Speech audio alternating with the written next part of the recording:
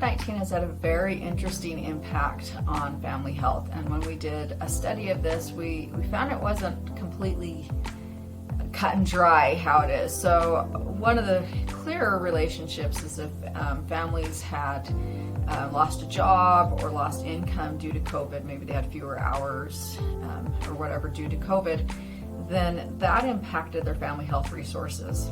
That's not too surprising given that family health resources includes material resources like money. So if you lose your job, you're going to have less of that money. It may be more of a struggle to pay your bills each month.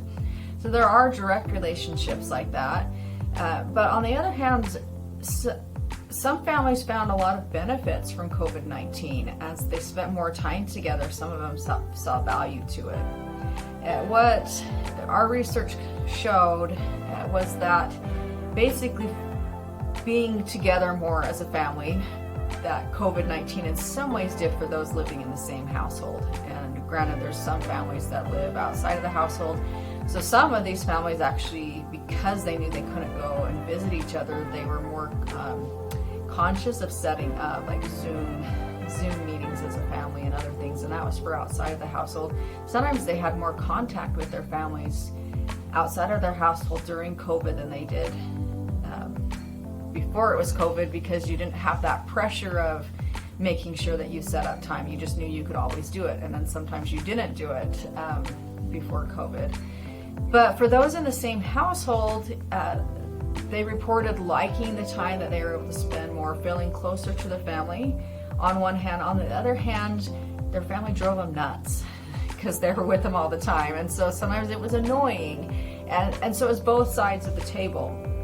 That doesn't necessarily mean your family's annoying you, that it's not a healthy family. Just the impacts were both, there was sort of this opposition with it, that there was good and bad that came with it. One of the things I would say is if a family was healthy before COVID, then COVID sometimes strengthened those bonds even further, or they were able to keep going even as COVID dragged out.